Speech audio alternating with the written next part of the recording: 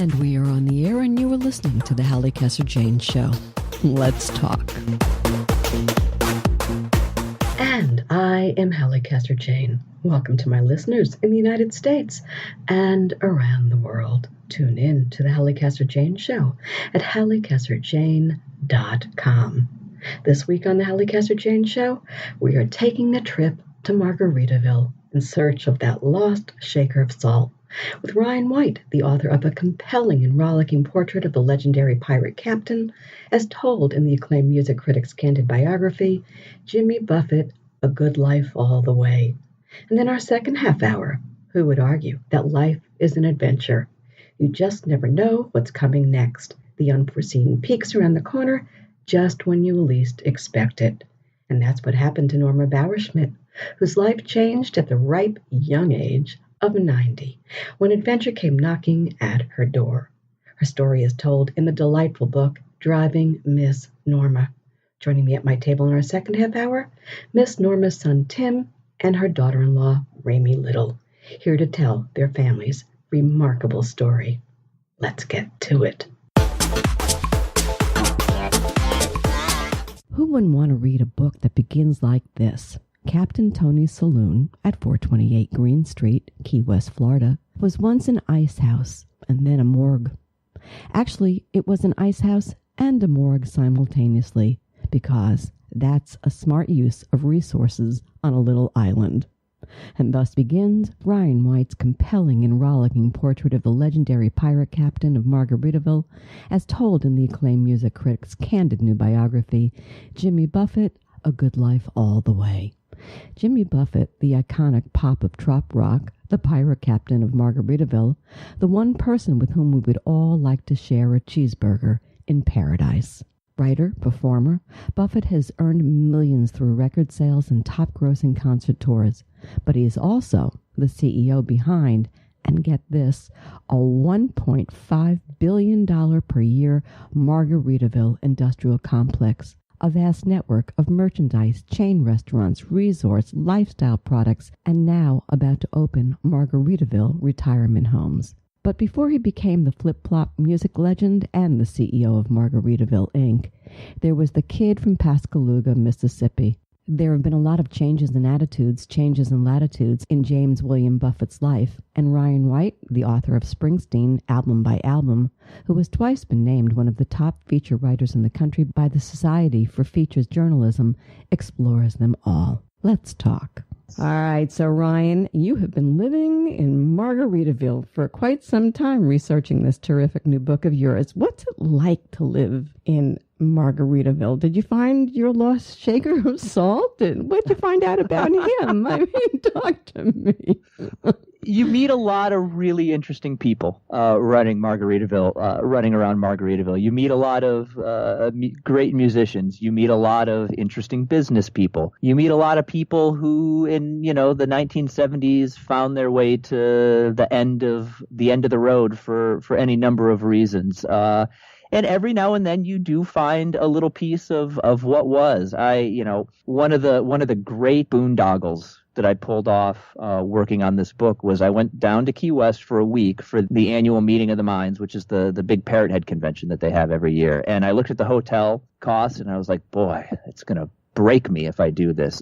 And then I looked at Airbnb and discovered that I could live on a sailboat for a week in the Florida Keys for cheaper than I could stay in a hotel room. And I was like, well, of course you stay on a sailboat. You live on a sailboat for a week. And I was living on this boat, and there was a great little bar at the marina where they sold $1.75 beers out of a plastic cooler. And the bar seemed to have been completely assembled from leftover dock parts and stuff when they built the marina. And I was sitting in there one night, and one of those Florida rain showers comes up, and it's just pouring rain and on the roof. And I start talking to the guy next to me, and he tells me that he had once been Minnesota's most wanted fugitive. And I don't know if this is true or not. I tried to find him later, and I couldn't find any record of it. But at the time, I said, let me buy you a beer.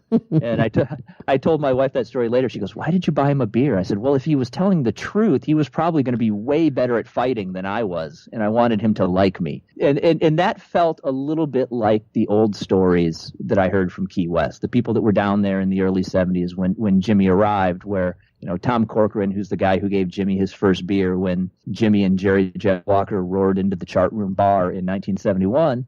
And Tom likes to refer to part of what was going on down there at the time as being run by the gentlemen of the ocean. And after, 3 or 4 times we're sitting there talking and Tom saying, he was also a gentleman of the ocean. I said, we mean smuggler, right? He goes, yeah, a gentleman of the ocean. and so it was in, the beginnings of what was, and understanding, where the book ends and what Margaritaville has become. It was in that journey from there to here that I was really interested in exploring how that happened, because it all came about at a time when I personally was undergoing a lot of change. And, I had a job for 16 years at a newspaper, and I loved that job. And then that job disappeared because that's what newspaper jobs do. And I needed to figure out how to navigate this next section of things. And none of that is in the book. Everybody else's stories were way, way more interesting than mine. But, along the way, it helped me figure out some things. And I think ultimately the reason why, Jimmy Buffett has been a big star for 40 years is because he helps people figure a few things out, or, when the time is right, just set those things aside for a little bit and catch their breath. I love that. And I think that is really true. There are other bios, and he's written his own. Yeah. Why'd you do this now? Well, I mean, the only other real bio that had been written was almost 20 years ago, and so much has changed in 20 years in terms of the cultural impact of Margaritaville and the brand of Margaritaville. And it was that here to there that really interested me, and I didn't feel like it had been explored, and I also felt like it should probably be explored from somewhat outside the outside the empire and with, an outside view. And I come from a very typically middle class upbringing in a college town in the Midwest. And so, I was, kind of my people are the people who really enjoyed Jimmy Buffett. And, I've watched my dad be less stressed on trips to Florida when I was a kid than he maybe sometimes was elsewhere on these long walks staring out at the ocean. So, I felt like it was time. It was time. I felt like it was time that somebody do it. I guess somewhat egotistically, I maybe thought that I was the one that could. It's a weird thing to say, and it's a big responsibility when you start diving into somebody else's story like this. But I had 16 years as a newspaper reporter, and I knew how to report, and I knew how to do this, and so I really in a weird way, I didn't set out to write a biography. I set out to write about Margaritaville, and Jimmy Buffett would be obviously in it. But what you find out really quickly is that you can't separate those two in any way. Like, what brings people to Margaritaville is the spirit that Jimmy Buffett has carried through the world and through his career. And in fact, this was both a very good point and a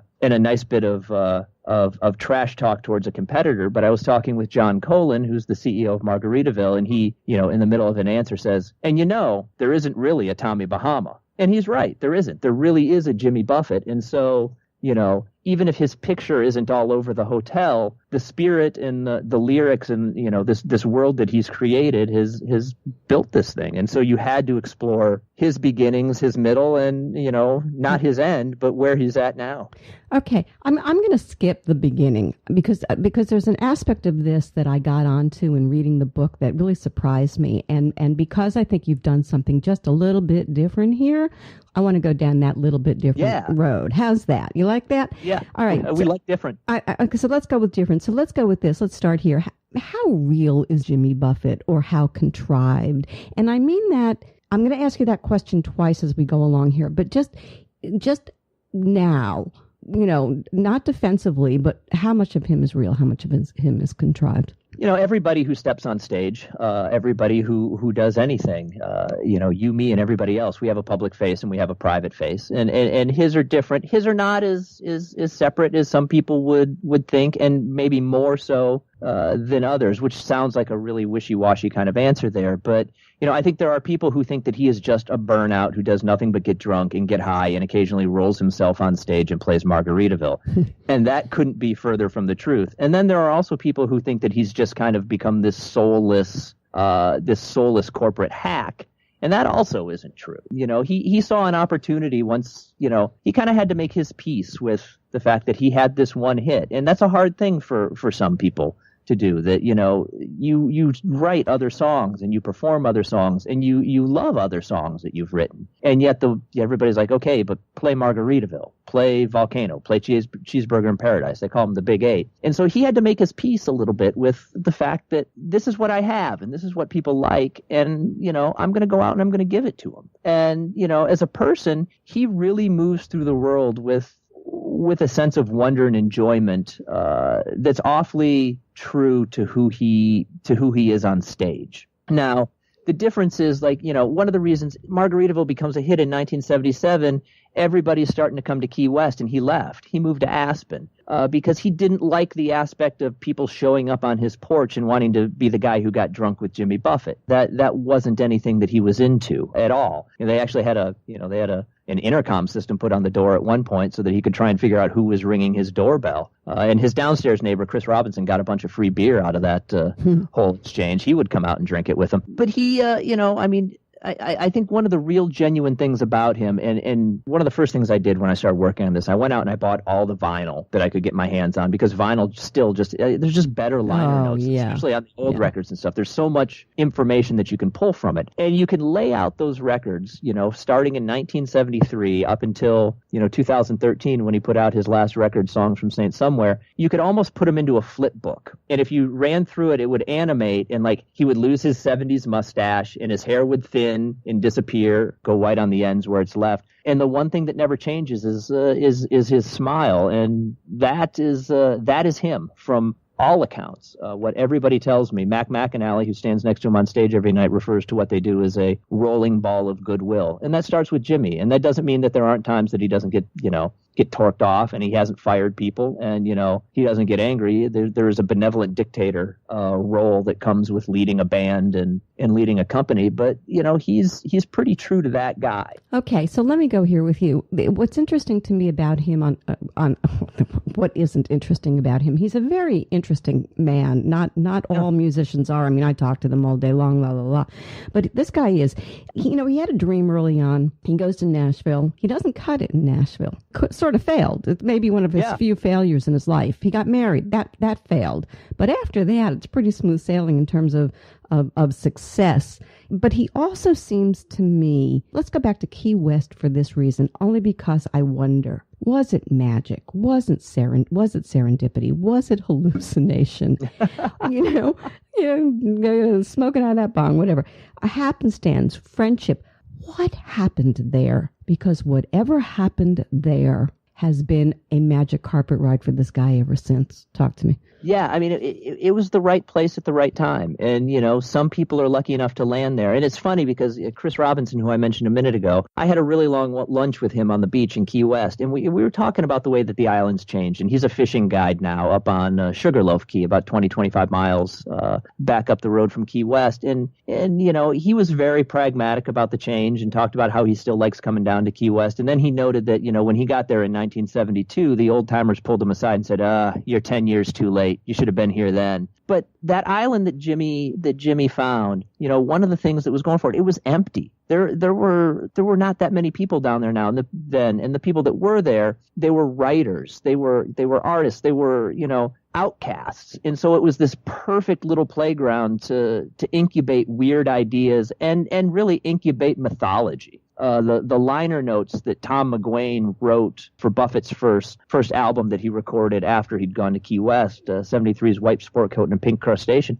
I mean, it's straight mythology making, right up to the reference to the shadowy club Mandible, which somebody told me really came about because McGuane was going to make it into the who's who of America, and it had a question on the questionnaire. It said, "What clubs are you part of?" So they invented Club Mandible, and everybody bought purple shirts. And this group of them, Jimmy included, would hit the bars as hard as you could hit the bars in their purple shirts. But, there was room to operate. There was room to grow. And when you wanted to be loud, you could be loud. And when you wanted peace and quiet to think, that existed too. So it was kind of one of those times where it was just the perfect creative place. And it was at the end of the road. It was closer to Cuba than it was to Miami. And so when you spread that out into the culture, if you're playing, a student union in Hammond, Indiana on a Monday in March, as Buffett did, I found the ad for that. That sounds really exotic, and that sounds really cool. And that sounds like, something that you want to be in, a place that you want to go. And he's a fantastic, fantastic storyteller. So he was able to spin that into legend and myth, and all of that is what carries it today. But you can't not talk about him and not say the man and his music. We all have a set of rhythms, or at least those of us who are musically inclined have a set of rhythms beating in our hearts and minds. And he grabbed onto his beat. Now, I know it took him a little time to get there, in terms of developing who he became. But, there he was, a bunch of guys hanging around or whatever. Not everybody would have been able to mold this the way that he molded it musically. We'll talk about what he did. You know what I'm saying? Yeah. It's one of those things where if, another thing that often gets ascribed to Jimmy Buffett is that this is easy. And if it was easy, a whole lot more people would have done what he's done, because it looks like a lot of fun. And I think anybody who could do it would do it in a second. He had a really interesting collection of influences, some very literary influences, courtesy of his mom, who was a big reader. And then growing up on the Gulf Coast, they'd get the radio from New Orleans. And New Orleans was different. I was really, really, really lucky. If nothing else comes out of this book, I got to sit down and talk with Alan Toussaint before he died. Yeah, cool. And I've in 20 years of journalism, I have done probably thousands of interviews. I have asked for a photo at the end of exactly one interview, and that was with Alan Toussaint, and I will treasure that forever. But he talked about New Orleans music as being out of the way, in that musical trends in America generally go left to right or right to left. They start in New York, work their way to Los Angeles. Start in Los Angeles, work their way to New York. There are occasional exceptions to the rule, as there always are. But as he noted, he said, you got to kind of you got to work to take a left or a right to get down to the boot, as he said, down to New Orleans. And so they're kind of left alone, a little bit like Key West, to create and do their own things and be behind the times or ahead of the times or whatever time that they want. And so kind of the joy and the rhythms and the fun and the brassiness of what they were doing in New Orleans kind of sat there in Jimmy's head, and combined with the carnival culture of Mobile, where they have an older Mardi Gras than New Orleans. And you can go to Mobile now, and there's a great carnival museum, and stand on a float, a sample float in the middle of this room, and it shakes and rattles as if it's going down the street, and you're on it, and you look out over this big photo of a carnival crowd, and you realize that it probably doesn't look all that different from what Jimmy Buffett sees every night when he goes on stage. Everybody dressed up and bejeweled and bedazzled and ready to have some fun. And so, those things helped really direct him. And yeah, he scuffed around. He was in Nashville. He was too folk to be country, and he was too country to be rock and roll, and didn't really fit in. And even those first few albums before Margaritaville, which people really revere and are really, really great records, the instrumentation is very country on them. And it was Norbert Putnam, who was from Muscle Shoals, Alabama, one of the first musicians to come out of there and go to Nashville, who produced that record, who suggested to Jimmy, hey, let's get out of Nashville and let's go to Miami and record. Let's get you by the water, and let's add some Caribbean inspiration to it. And that was when everything broke open for him. It really is interesting how there's one key that will unlock a door for a musician, for them to get down to that style. I'm always fascinated by that. Answer me this question about Buffett. The heart of a poet, the soul of a what? Of a wanderer, I think. Maybe a vagabond. I think he'd say pirate, but I think it's more than that. I mean, he really is, to this day, he is constantly moving somewhere on this planet. He does it now, he has a whole history, and there's a run early in the book of wrecked rental cars and an ex-wife's wrecked car, and he was terrible on cars and constantly losing people's keys and stuff like that. But there was always another rental car there to move him to another place, to get on a plane, to get on a train. He does the same thing now. It's just his plane, which is a nice way to do it. He just, he was just. They did the Byron Bay Blues Fest in Australia, and then 2 shows in New Zealand. And before that, he was surfing in Fiji, and after that, he was bone fishing on Christmas Island. Ran into Harrison Ford in Fiji, as you do. Ran into surfer Kelly Slater in Australia, as you do. And he's just always somewhere. He's a magnet, too. He is such a magnet. Things come to him that don't come to other people, and I think that you see that all through his life. It's fascinating.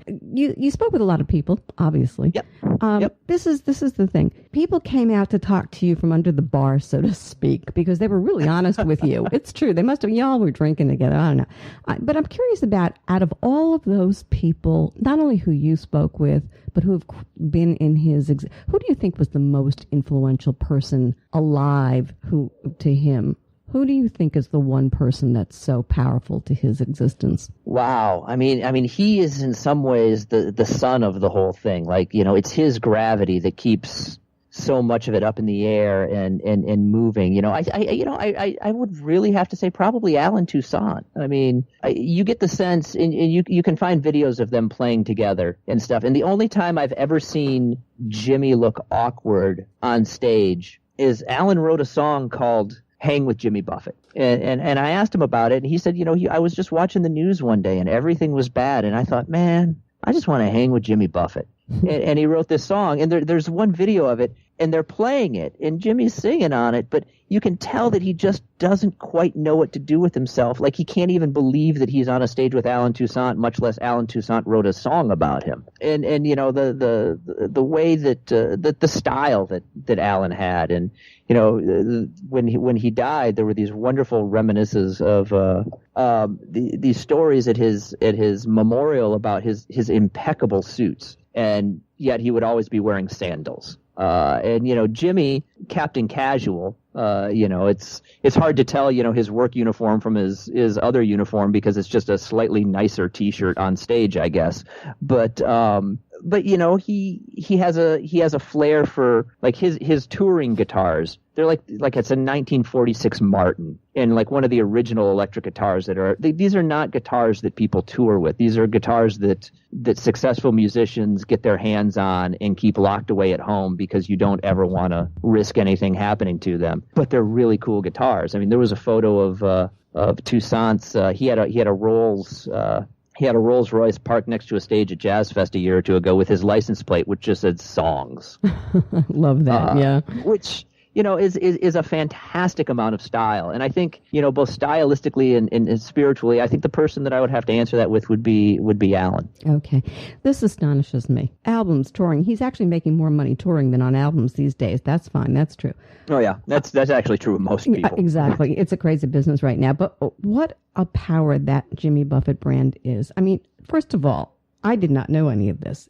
1.5 billion per year Margaritaville industrial complex, this vast network of merchandise chain restaurants, resorts, lifestyle. Now I live in Florida. Now he's coming down here and he's going to be building all of these retirement homes. Can't wait to see the first one of those. Here's my question. What the hell is driving this man? He doesn't have to do this. 1.5 billion, and he's going strong. What is the fire in his butt? Opportunity, to a degree, the challenge of it to a degree, and to be fair, he doesn't have to he's not out there working out the licensing deals and nailing down, the layout for the retirement community. He's been very smart. This is one of the things that I think he doesn't get enough credit for, is understanding himself and his appeal, but also understanding how to run things. He's always been very good at finding very qualified, very competent people who are good at their job and letting them do it. He comes in and has his thoughts on things, but John Colin, who's the CEO of Margaritaville, is really, really smart. Jimmy's tour managers really know what they're doing. And people work for Jimmy for a long, long, long time. He maintains relationships for a long, long time. I mean, he still sees Milton Brown, who was the guy who helped him record his first 2 songs ever in Mobile, Alabama, and helped shop him around Nashville. He stops by to see Milton. Joe Nuzzo, who runs a surf shop in Tampa, Joe wasn't there the last time, Jimmy stopped in, but every now and then Jimmy will just materialize at the surf shop because his old friend is there. And so he maintains these relationships. He understands what the appeal is, what they're selling, and he lets people do their jobs. And it has just kind of taken on a life of its own really in the last 5 or 6 years with, you mentioned the retirement community. There's a $800 million resort that's going in right on the west, right off the west end of Disney World. The first words in this book actually are from Jimmy's testimony before the State Gaming Control Board in Nevada, which he had to do to get his casino operator's license because he's got a piece of the Flamingo. But you don't call him driven. You just think the opportunity is there, so he's playing it. That's your assessment? Oh, he's been driven. He might still very well be driven. I think once you get to 70 years old and you have all the money and the resources that you have, I think you allow yourself to relax a little, and it would be impossible for somebody to do everything that he's doing and keep very tight control on the business. I think that's where you have to learn where to take your foot off the gas and let other people do their job. Well, the point is he's a good businessman because he knows how to run the business. Question. Yes. What's more important to him, fame or fortune? I don't think it's fame. Going all the way back to that first record, White Sport Coat and a Pink Crustacean. There's that line about I don't want the fame that brings confusion, where people recognize you on a plane. I think if he had his way, he'd get his adulation on stage and then never be recognized off it and be able to move through the world. That doesn't quite happen, although he's able to move around someplace like Jazz Fest in New Orleans with a ball cap and a hat on, and people don't seem to recognize him. I think the fortune is very nice, but I think the fortune buys him the freedom to do the things that he wants to do, and that's probably the third F word that is really the most important thing to him is the ability to still travel, to still get out and live. He wants to see live. The world and to live. Yeah, he likes to live. That's clear. I have to tell you something funny about him because I've seen him on Long Island. He's a very different person off look wise. I mean, he looks like he's from Cigar Magazine when you see him, out in the Hamptons. I mean, gorgeously, white jacket, and he could be wearing Gucci shoes for all I know. And his wife, and I'm like, he doesn't look a thing like Margaritaville. It's like, to me, it's like there are two Jimmys. There's the elite Jimmy, and then there's the one he puts out there, and not many people get to see him in his everyday. I find it funny that, by the way, that they live where they live on Long Island and not down here all the time. I mean they live all over now. I mean, half the winters in St. Bart's, and I think he's maybe has another place out in Aspen because he's been there a bunch lately, and it's hard to keep track of the properties. He bought about a $9 million place in the Hollywood Hills a couple of years ago, and I mean he is very comfortable running with that highbrow crowd, and he kind of always has been. When Margaritaville hit and Key West really shrunk for him, and they got to where everybody was knocking on the door wanting to get drunk with Jimmy Buffett, he moved to Aspen. He and Jane, because they were then, they were just two more sort of, even compared to Aspen at the time, famous faces, because, Jack Nicholson was showing up there. Everybody was starting to go to Aspen at that time. The Eagles were there, and the Eagles were far bigger rock stars than he was. And but he loved hanging out with them, and he loved being part of that circle, and he fit in perfectly. And so I mean, he can navigate a lot of different worlds. Yeah, it's interesting. I find that fascinating. I'm rushing you through because I have a couple more questions, and I'm watching my clock. And one of them, I like a guy who can keep up with me because I'm running all around. Here's the deal with him also, or with you. I'm curious, after everything that you did here, what was the one thing that you discovered that most surprised you? The one thing that most surprised me was I keep coming back to just how he was able to step outside of the chaos of the initial success when it really hit. And I think it's one of the benefits of that success hitting when you're 30 years old as opposed to 23 or 24. But everybody who was in the band in the late 70s, early 80s, they talk about how well he was able to navigate, because they weren't able to guide themselves through anything. They were really partying, and they were, they would get it together to do absolutely everything that they had to do on stage for an hour and a half, 2 hours a night. But the rest of the time, in part because they didn't have a lot to do, there were people there now to carry their bags. And Keith Sykes tells the really funny story in the book about how the running joke was, you step off stage, you step into a limo, it takes you to a plane, the plane takes you to another city, you step off the plane, and it's like, wait, we've got to walk to the next limo? What do you mean we have to walk to the next limo? But there's another side to that, which is fame is the loneliest place in the world to live. Yeah. And most people don't get that. Most people are wanting that fame and wanting that fame. And then when they get there, how many of them implode? Oh, my God. Yeah. And he didn't let that box him in. No, which you got to give the guy credit for. You have to know that he has, he's got his head sitting firm on the shoulders of his. And God bless him for that, because there aren't a whole lot of them who get as big as he did, who carry it as well. The word legend as well as he does.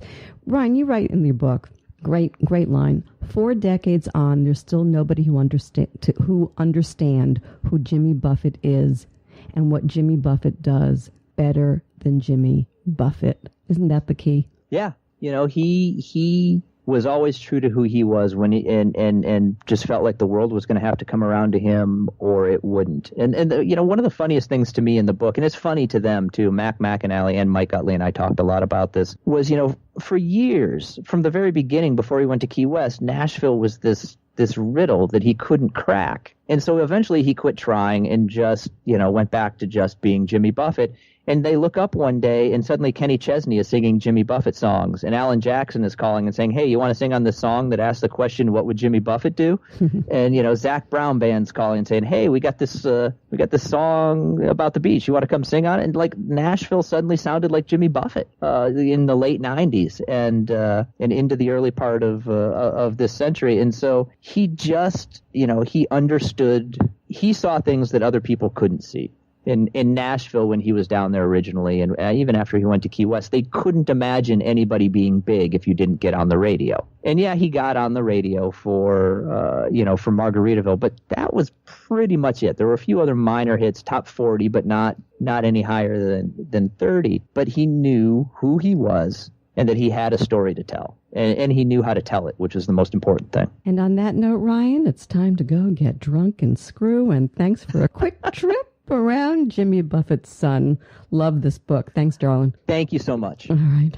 I've been speaking with Ryan White, the author of the new Jimmy Buffett bio, Jimmy Buffett, A Good Life All the Way. For more information on Ryan White and his book, visit ryan.white.com. You are listening to the Halli Casser-Jayne Show. My guest today is Ryan White, the author of the biography, Jimmy Buffett, A Good Life All the Way, and Tim Bauerschmidt and Ramie Liddle, authors of Driving Miss Norma. Tune in to the Halli Casser-Jayne Show podcast. Nearly 300 episodes available at hallicasserjayne.com. We'll be back in a minute. Stay with us. Hi, this is Halli Casser-Jayne. Are you enjoying the show? I hope so. And I hope that you'll tell your friends about it and help us grow our family. How can you help?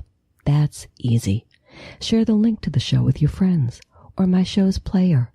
And I would love it even more if you'd recommend they visit my website at hallicasserjayne.com. I look forward to seeing all of you there. A year-long 13,000-mile adventure, a 90-year-old cancer patient, an aging hippie son and daughter-in-law, a very large standard poodle named Ringo, and a mobile home, and that's just the beginning of a remarkable story chronicled in a remarkable book, Driving Miss Norma, One Family's Journey Saying Yes to Living, by Tim Bauerschmidt and Ramie Liddle. Here's the background to the story. Before she became known as the adventurous 90-year-old road tripper and international sensation, Miss Norma With over 500,000 devoted Facebook followers, Norma Jean Bauerschmidt lived a quiet, modest life in rural northern Michigan, never crossing a state line, let alone a zip line. But following the death of her husband of 67 years, and after being diagnosed with terminal uterine cancer only 2 days later, Miss Norma broke with her way of life, and instead of confining herself to a hospital bed for what could be her last day, Norma rose to her full height of 5 feet and told the doctor, "I'm 90 years old and I'm hitting the road." And thus this once timid woman said yes to living in the face of death, connected on a deeper level than ever before with her son and daughter-in-law, discovered for the first time how to fully embrace life, and unwittingly inspired thousands along the way. For the first time, she tried regional foods, mounted up for a horseback ride, and even reached for the clouds in a hot air balloon ride. With each passing mile, and by the way, one educational visit to a cannabis dispensary, Miss Norma's health improved, and conversations that had once been taboo began to unfold between mother and children, driving Miss Norma showing us all that it is never too late to begin an adventure, to inspire hope, or to become a trailblazer. Let's talk. So, okay, you two, let's start with you, all right? I want to hear about your story. Ramie, you tell us first. What's the story with the two of you? Been running around the United States like little nomads for a long time. That's where life was when all of this started. Talk to me about that life. Yes, we've been living in a 19-foot travel trailer for several years now, on and off. In 2011, we went full-time and have been living with our big poodle Ringo, crisscrossing the United States and spending some time in the Baja Peninsula, kind of footloose and fancy-free. Just even this part of the story I love. I have friends who just are in the midst of doing the same thing. What work? No work, just play, huh? That's the theory here. I love it. Talk to me. Isn't that what life is supposed to be like? I always thought so, but I never live it. God bless, God bless. So, Tim, listen, let's talk about your mom, Miss Norma Jean Bauerschmidt. Tell us who she was as you knew her before the time of your dad's passing. Just how did you know your mom? Who did you think she was? I had a very much like an Ozzie and Harriet upbringing. My mom was a stay-at-home mom. My dad was the primary breadwinner. They had their traditional roles. You know, they both grew up in the Great Depression. They went through World War II, and everybody had their roles. I mean, I had a wonderful childhood. I wouldn't have changed anything about that. I had a very stable, steady, no highs, no lows. But my mom was never a very outgoing person. She was always kind of in the shadow of my dad's stronger personality, and yeah, it wasn't until this trip that I really realized that there was a whole nother person underneath the skin. Which is so much a part of the story, because I think we all come to discover as we get older that our parents aren't necessarily who we thought they were. And I think that, you know, so this story that we're going to tell now in the next half hour is as much your story, I think, and yours, Ramie's, as it is Miss Norma's story. And let's just look at it from that point of view. So she was how old when your dad passed, and they'd been married how long? Talk to me about that, because let's get a little history here. My dad was 88 when he died, and my mom was 90. We visited them every year. Part of our travels every summer, we'd come up to northern Michigan where they lived, where they retired for the last 30 years, and we'd do a check-in, just make sure everything was all right, help them out around the house, and just feel good enough about leaving for another year and coming back. We always resisted or were reticent to have, you know, a serious discussion about, you know, the inevitability of one of them dying, both of them dying, or unable to take care of the house and where they would want to go. We avoided all those conversations until that summer of 2015 when, on our annual visit, we rolled into a crisis at home and my dad was dying. So your father dies, and this is remarkable. And just days later, she's diagnosed with uterine cancer. I mean, what? Yes, actually, it was. The process was happening simultaneously as Leo was dying on the second floor of the hospital. Norma asked me in the middle of the day if I could take her downstairs, that she had an appointment, and that was the first that we had heard that she had any medical issues at that point, other than, you know, the things that we've known for a long time, her arthritis and things like that. So I took her downstairs, and as the days progressed, Leo's health declined, and we got a diagnosis 2 days after he died that Norma had uterine cancer. Devastating, I'm sure. Hard to swallow considering everything that else had been going on. So how did it get from that to making a choice, which was, I'm not going to do it. I'm not going to go through that chemo crap. We had my mom, my younger sister, she died at age 44. She had a year-long struggle with tongue cancer. We were witness to that. My mom just watched my dad die in a hospital medical situation. She was the last person in her family. All her peers are gone. She really had nothing to look forward to beyond this. So when we presented her with the options, there really were no options. We could leave her behind in the nursing home, which we saw was she wouldn't have been able to live there. I couldn't have left her there. Or as many people would want to do, is have her come with us. And although we didn't have a brick and mortar house, we had our house on wheels. She didn't hesitate to say, yeah, I'd like to come along. The treatment decision was very easy for her. She did not want any medical treatment, and it was hard sometimes for us to honor that, because when you see her kind of frail or weak, or maybe we should see a doctor, but she was like, no, I'm okay. And in the end, she was okay without all this medical intervention. She did not die of cancer. Oh, really? Okay. That's interesting. Yeah. Yeah, I just went through the same thing, by the way. I guess that's why the story really grabbed me, because I've just been through it. And it's tough. Oh. And yet it's not tough. And we're going to talk about that. It's miraculous in one sense. And I want to bring that in. But just the fact that she chose not to receive treatment, that right there must have surprised you, I would think. No. No? No. Okay, good. No. Talk to me. It didn't. No. And I was so supportive of it. I don't know why we as a Western society are so stuck on longevity at any cost. We've got to live long, and whether or not it's really living, whether or not you're hooked up to an oxygen machine, or you're pumped up with drugs and really aren't functioning, but you're so-called living. You're still breathing and collecting your Social Security check. I was not surprised that she refused treatment, and I totally supported her on it. I didn't want her to. I knew she wouldn't survive. My mom would not have survived the initial surgery, let alone chemo and radiation, please. You're a very forward-thinking family. When I was reading the book, I was like thinking, but in the beginning, you presented a different picture of her as being kind of a quiet, nice church-going kind of lady. She had spunk. You have spunk. That's clear, both of you. I mean, you got it from something, right? I mean, you talk about your dad being the more vociferous of the two, but I have a feeling she had quiet spunk, and that comes out as the story goes along. So listen, so your dad passes, here she is, she's facing this, she makes her decision.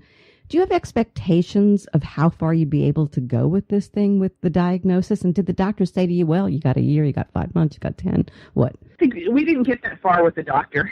Oh, really? Okay. When we were in the office and he presented the option, she just looked at him and said, I'm 90 years old, I'm hitting the road. And he had a big question mark on his face, like, what is this woman talking about?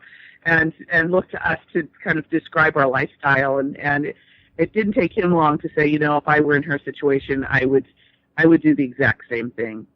But to answer your question about how long, he didn't have the opportunity to say that. They would have had to do more follow-up to even see how far along the cancer had progressed. But we were watching Norma in her grief, losing Leo after 67 years of marriage, and on top of that, getting this diagnosis. She became more and more frail as the planning went on, and we were concerned that we wouldn't get her out of the driveway. So we really rushed to get things together enough to be able to hit the road with her. And those first days, we watched very closely to see how she was doing. And it didn't take long for her to kind of leave everything else behind psychologically and just really embrace the present moment. And that's when the joy of our trip really began. I love that term, embrace the present moment. I said, and I'll say it during this interview, I just went through this with my mom, and the same thing. She made the same choice that your mother-in-law made. Beautiful. That's it. But I was really angry. I had to deal with my own letting go of it and saying, no, you could do this, you could do that. No. And it was interesting to me that the doctor was so on her side on that decision, because of course they deal with death all the time. This was, not something most of us get to deal with until, we deal with it when it comes. Did you discuss death itself with her? Either of you can pick that up. Tim? discuss death with her? Yeah. We didn't know. That's an interesting thing. She kept a little diary, and we read after she died, and there's no mention of sickness, cancer, death, none of it. She didn't fear death. Fascinating. Yeah. I'll tell you, I kind of thought about death only in the fact that my mom, I knew she was going to die in our motorhome. I mean, you can't get any more intimate than that. And my mom went to bed at 9 o'clock at night faithfully and up at 9 in the morning. And each morning we would wake up and we would, it was a question mark. Is Mom going to be alive? And it was like maybe 9:04. Okay, I'd get a little concerned and I'd peek through the door just to check, because truly in the beginning I thought it could be any day now. But as we went on the trip and as her health improved after we got her off of a lot of her pharmaceutical drugs she was taking and got her good food and just pumped her up with love, the biggest drug of all, I didn't see an end. I didn't see her dying. I saw her living. I love that. So off you go. You and Tim and Mom and Ringo the dog. Yep. Biggest damn dog, by the way. Holy moly. Oh my, I got a lot of dogs. As a matter of fact, they sit in my studio very quietly because they know when I'm doing an interview, they don't talk. But so off you all go. And I love the concept, right? Driving Miss Norma. I mean, hilarious. I want to ask you what the first time that you really felt, well, wow, this is really something. Look at this. Look what we're doing. Look at this. Look at Mom. Look at us. What was your first really big, aha, this is really extraordinary. What's going on here? So we were traveling along the northern tier of the country on Interstate 90. And if anyone has ever traveled that route, there's a lot of kind of quirky roadside attractions. And Tim and I happen to know about the world's largest Jolly Green Giant statue in Blue Earth, Minnesota. And we decided to stop and see how intact Norma's sense of humor was and if she would enjoy these roadside attractions, because there were many coming along, ahead of us. And this would tell us if we needed to continue this route or do something else. And so we wheeled her up to the Jolly Green Giant. She got out of her wheelchair, handed Tim her cane. She happened to have a green sweater on at the time and stood in front of that 60-foot tall statue and posed exactly like him for a photograph. And we had never seen that side of her ever. We had never seen her smile in a photograph before. And I was buckled over in laughter and trying to take the photo at the same time. It was such a beautiful kind of moment of, all right, this is more than we're just taking Norma on a ride. We're going to have a good time here. This is going to be fun. Tim, she's drinking beer. At one point she goes on a balloon ride and that was a great discovery. You find out that a dream that your dad and Mom had was to go on a balloon ride. What? Yes. As well as you might think your parents, you don't. I had no idea that my dad especially had any kind of adventure-seeking bone in him. When I was going through his papers when he died, I found a little ad for a hot air balloon ride company across the state. And then I found another one, and I found one in a book, and I found one on the refrigerator, and Mom, what is this? And she goes, oh yeah, Dad always wanted to go on a hot air balloon ride. And I'm like, what? Why didn't you ever tell us this? I mean, we visit every summer. We're there, like, we would have loved to take you on a hot air balloon ride. So there's always moments of discovery that your parents had. They had dreams too that they never expressed to you, and we were able to fulfill that dream for Mom and Dad to take them on a hot air balloon ride. We took Mom on a hot air balloon ride when we were in Florida in Orlando, and while we were up there floating across Walt Disney World, she just quietly said, "Dad would have liked this." Ah, that's sweet. There are images we have, images of our parents. I mean, I can close my eyes and I can see my dad, I can see my mom. But after the adventure of all of this, I know after I went through what I went through, with my mom at the end, the picture changes. I wonder what your picture is, Tim, now versus then of your mom, how you see her differently. What's the image? You mean an actual physical? Or how you see her in your mind, actually. I'm sure that's changed. Oh, totally. I don't want to diminish my mom's being, but I don't think she really had a personality. In her last year with us, she developed a personality. She became her own person. She was given permission to come out of her shell. She was no longer in the shadow of my father. She was no longer under any social constraints of her community or her neighborhood or her church. She could truly be whoever she wanted to be without anybody judging her. And everybody should really embrace that now before they're 90.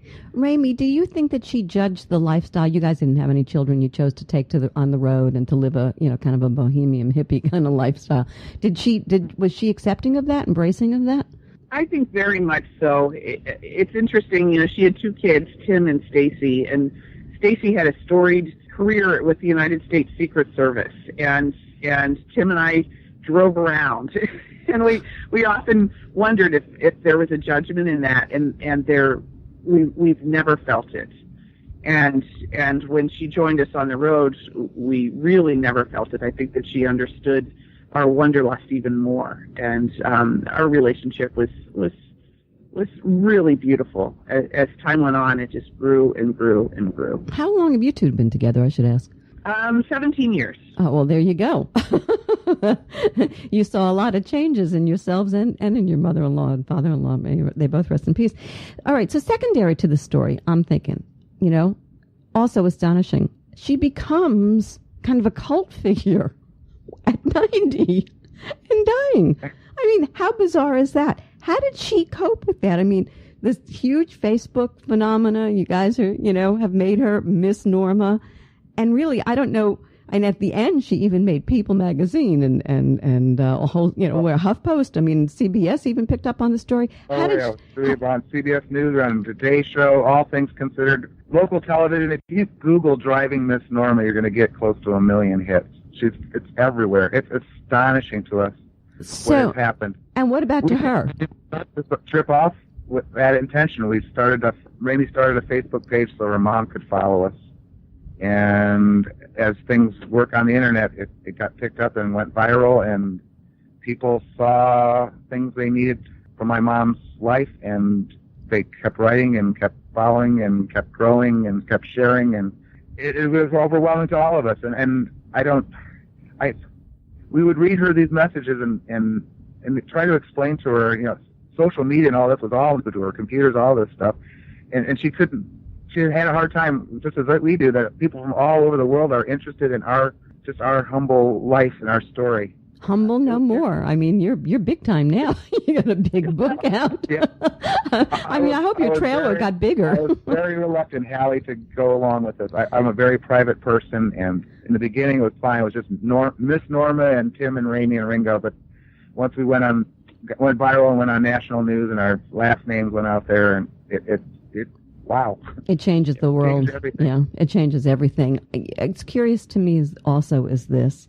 I'm sure your relationship with your mom changed along the way, with your mother-in-law changed along the way. That would be to be expected. But you know what I'm really curious about? And that's how this experience with your mom changed both of you. Ramie, what do you think was the biggest impact on you? I think we try to figure that out every day. Really? We wake up every morning and look at each other and say, is this really happening? Is this really our lives? And can we manage it? And so I think we took a page out of Norma's book and really just taking this one moment at a time and moving forward in our lives that way. Lots of people ask, what's next? We have no idea what tomorrow is going to look like in the grand scheme of things, and so we've learned that lesson to slow down and to live in the present moment. And I don't think we were necessarily always doing that, although it may have seemed as so from the outsider. But now we're really paying attention to the present moment. Mindfulness. What about you, Tim? She taught me. It's part of her title. She taught me to say yes. She really did. I'm not really a totally negative person. I don't find myself cynical or anything, but I'm quick to say no to things, but I'm quicker now to say yes to things.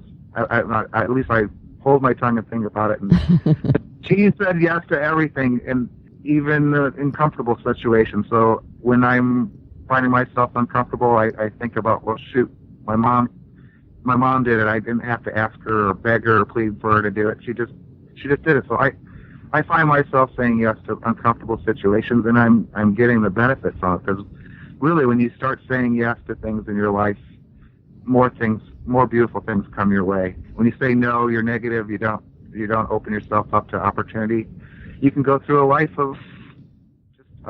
without happiness and joy and connection with other people. And I think that's what life is, connecting with other people. And boy, are we connected. Oh boy, oh boy, oh boy, have you really. I want to discuss something a little bit more serious. We kind of touched on it just briefly in the beginning, but I really want to talk about it now. I remember when my dad passed, we had this great nurse in hospice. She was remarkable to me anyway. And she talked to me about how Americans have so divorced themselves from death in the last 100 years. That it used to be that people died in your own home. And it was it was more of a celebration. It was a passing. It wasn't a finality. It wasn't a horror. Other than the way they may have gone, and your family embraced it, and isn't that the key, Tim? Or Ramie, go ahead. I think so. It was incredible. Her last days were incredible, and we write about it in the book. And she taught us. I mean, we could have gone down that path of despair and sadness, and at every turn when it seemed like, okay, this is it, this is when it's getting real, and this is when we have the potential to just kind of crumble under the pressure and the difficulty of caring for her in her last days, she showed us one way or another how to turn that around in our minds, and to continue to enjoy whatever was left of this last moment.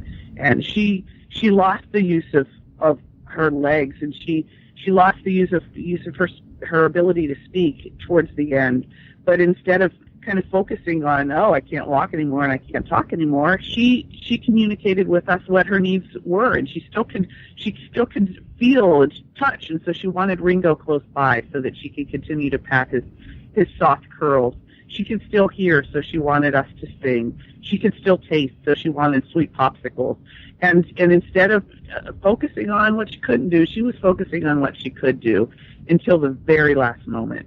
Yeah, and I think that's a very beautiful part of death, because it's embracing, the possibility. And I had that similar experience. And watching them cross, I think, is really interesting as well.